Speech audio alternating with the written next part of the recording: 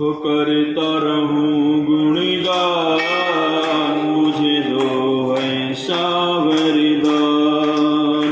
करता रहूं गुणगान, मुझे दो ऐसा वरदान। तेरा नाम ही लेते लेते, तेरा नाम ही लेते लेते, इस तन से निकले प्राण। करता रहूं गुणगान, मुझे दो ऐसा वरदान। करता रहूं गुणगान, मुझे दो ऐसा वरदान। तेरी कृपा से हे मेरे भगवन, मैंने ये नर तन पाया। तेरी कृपा से हे मेरे भगवन, मैंने ये नर तन पाया। तेरी सेवा में बाधाएं डाले जग की मोह माया। तेरी सेवा में बाधाएं डाले जग की मोह माया।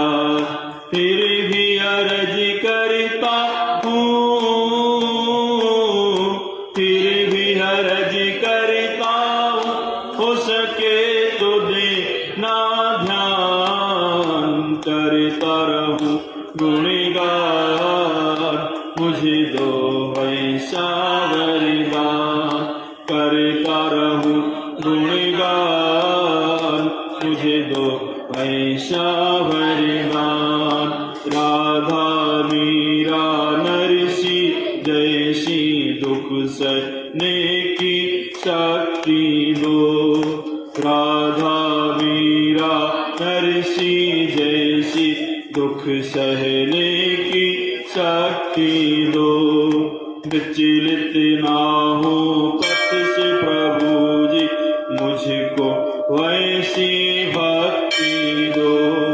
विचलित ना हो पथ से प्रभु जी, मुझको वैसी भक्ति दो।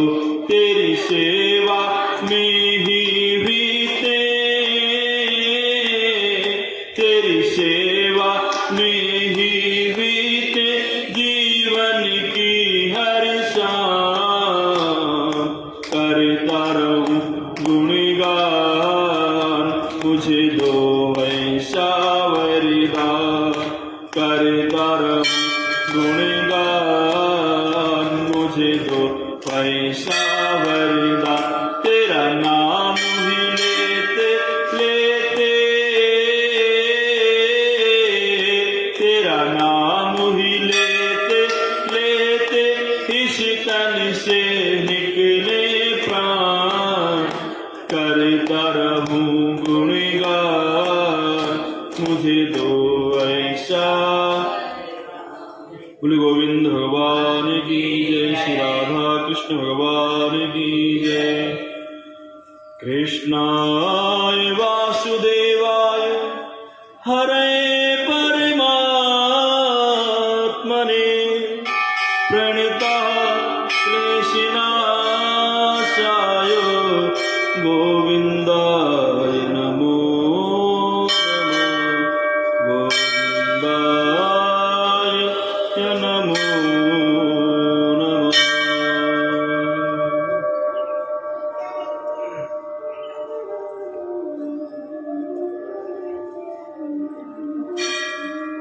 प्यारे बच्चों, हम सभी लोगों ने कार्तिक महात्म्य के अंतर्गत कल बड़ा सुंदर प्रसंग श्रवण किया था, जिसमें हम लोगों ने जाना था कि एक राजा जिसका नाम था चोल और एक ब्राह्मण जिसका नाम था विष्णुदास, दोनों भगवान के नित्य पार्षद बने और उनका नाम हुआ पूर्णशील और सुशील। आज पुनः नारद जी कहते हैं पृथु जी महाराज से कि भगवान नारायण बड़े ही भक्तों के रक्षक और बड़े ही कृपालु दयालु। ऐसे उदाहरण एक नहीं और भी हैं। उन्होंने पुनः प्रश्न किया, महाराज कि जय विजय भगवान के नित्य पार्षद कैसे बने? इन्होंने ऐसा कौन सा पुण्य कर्म किया था से जय विजय को भगवान का नित्य पार्षद बनने का सौभाग्य प्राप्त हुआ?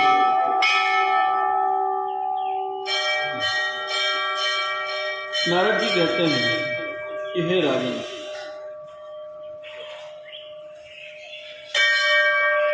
जो मनोजी महाराज की कन्या थी, इसका नाम था देवहूति का विवाह कर्दम ऋषि के साथ में हुआ। कर्दम ऋषि बहुत ही ज्ञानी थे, बहुत धर्मात्मा थे और परम तपस्वी थे। उन्होंने कर्दम ऋषि ने अपने योग के बल से एक ऐसा विमान बनाया था जिसका नाम था कामद विमान, और वह विमान मन की गति से चलने वाला था। अभी तक विमान बहुत बने हैं, लेकिन मन की गति से चलने वाला विमान कोई नहीं बना।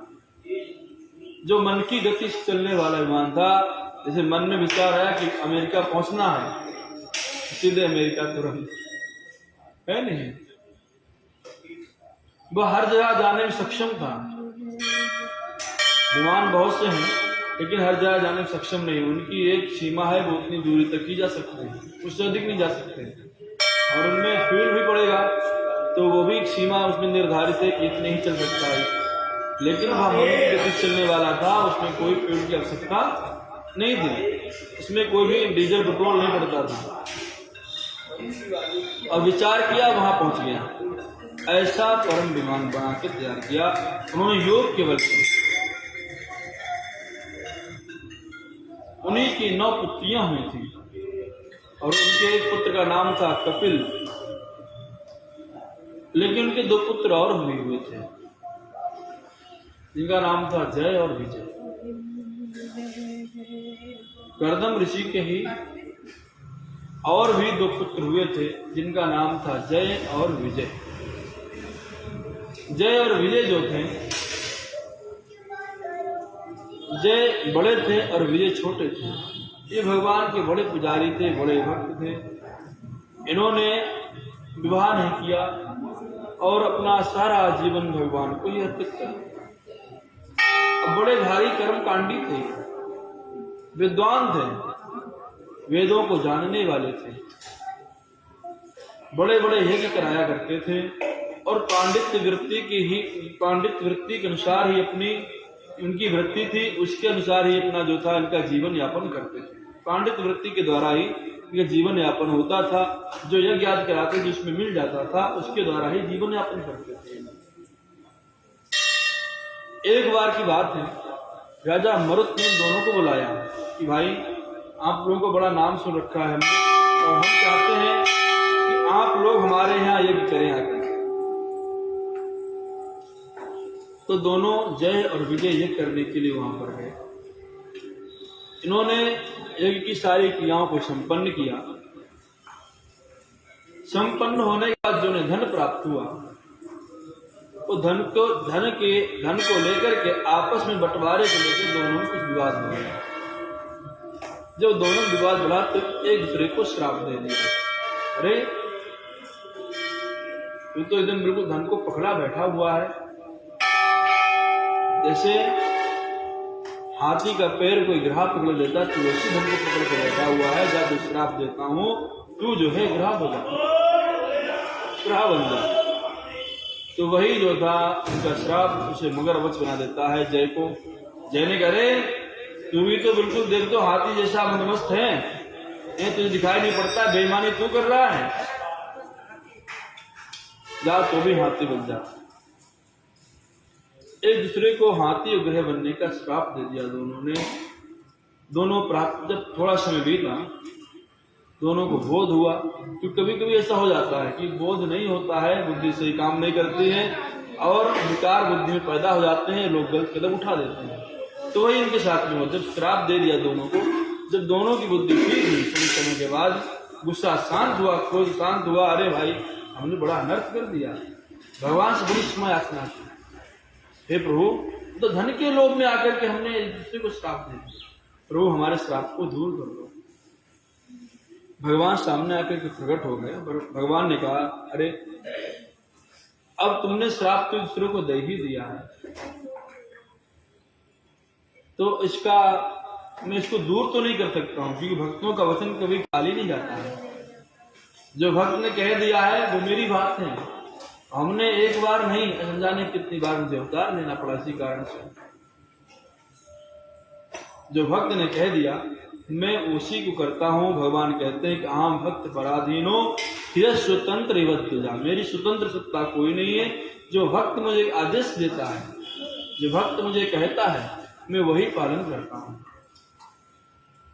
नारद जी ने एक जो था इनके ऊपर दोष लगाया था कि परम स्वतंत्र सर पर ना कोई है ना, ये परम स्वतंत्र है, इनके ऊपर सर के ऊपर कोई नहीं है। भगवान ने कहा नहीं, अहम भक्त पराधीन हूं, मैं तो भक्तों के अधीन रहने वाला भगवान हूं। भगवान विष्णु ने यही कहा कि भाई मैं तो भक्तों का अधीन रहता हूं, अब जो तुमने कह दिया है उसी को पूरा करूंगा ही। वो तो होगा ही होगा, लेकिन चिंता मत करो, तुम्हारा उद्धार हमारे द्वारा होगा और तुम हमारे नित्य पार्षद कहलाओगे। भगवान ने उन्हें वरदान दिया, तुमने बड़ी सेवा की है, लेकिन तुमने अपनी गलती का पश्चाताप किया है। और सच में यही होता है, यदि कोई गलती हो जाए तो गलती की पश्चाताप केवल मात्र क्षमा याचना ही, किसको पश्चाताप नहीं है, अंदर से पश्चाताप होने पर ही उस गलती की क्षमा होती है। तो उन्होंने कहा तुम्हें गलती हो गई, क्रोध में आकर तुमने उसको श्राप दे दिया, कोई बात नहीं है, लेकिन अब तुम्हें मैं वरदान देता हूँ कि तुम्हारा उद्धार हमारे द्वारा होगा। वही आगे चल करके गज और ग्रह बने और उन दोनों का उद्धार हुआ भगवान के द्वारा। भगवान के द्वारा जब उनका उद्धार हुआ, भगवान उन्हें नित्य पार्षद बना दिया, जय और विजय। भगवान के जो दूत गण लेने आए थे कलहा को, बोले कि देखो पहले तो इसीलिए तुमने भी बड़े सुंदर सुंदर कर्म किए, धर्मदत्त नाम के पंडित जी को उनसे कहा, और तुमने भी कार्तिक का व्रत किया। भगवान नारायण बड़े ही कृपालु हैं, दयालु हैं, तुम उनका व्रत निष्ठा पूर्वक करते रहो, तुम्हारा भी उद्धार होगा। और तुम्हारे लिए तो उन्होंने स्थायी रूप से विचार कर रखा है कि अपने लोग तो स्थायी रूप से रखेंगे और तुम सब परिवार से पधारोगे। इतना कह करके उनका विमान था कलहा का, भगवान एकदम उड़ चला आकाश की ओर और धर्मदत्त नियम पूर्वक अपने कार्तिक व्रतों का पालन करते रहे। श्री गोविंद भगवान की जय, श्री राधा कृष्ण भगवान की जय। आज अक्षय नवमी है, आज के दिन आंवला की पूजा होती है और जो आंवला का पूजा करता है उसे साक्षात भगवान नारायण के यहाँ पूजन करने का फल प्राप्त होता है, क्योंकि आंवले में भगवान नारायण का निवास होता है। पूजन करने का विधान यह है कि आप आंवले के पास में जाएं, जल फल फूल गंध अक्षत जो भी आप लेके जाएं भगवान को चढ़ाएं, भोग लगाएं। भोग लगाने के बाद परिक्रमा करें, कम से कम 4 परिक्रमा करें, इससे अधिक कर सकते हैं 7 करें, नहीं तो 108 परिक्रमा करें। 108 परिक्रमा करके और हो सके तो आंवले का सेवन करना बहुत ही सुंदर होता है, लेकिन आंवला तोड़ना नहीं होता है, आंवला तोड़ कर सेवन नहीं करना है। यदि आंवला आपको गिरा हुआ मिले उसका ही सेवन करना है। बोले गोविंद भगवान की।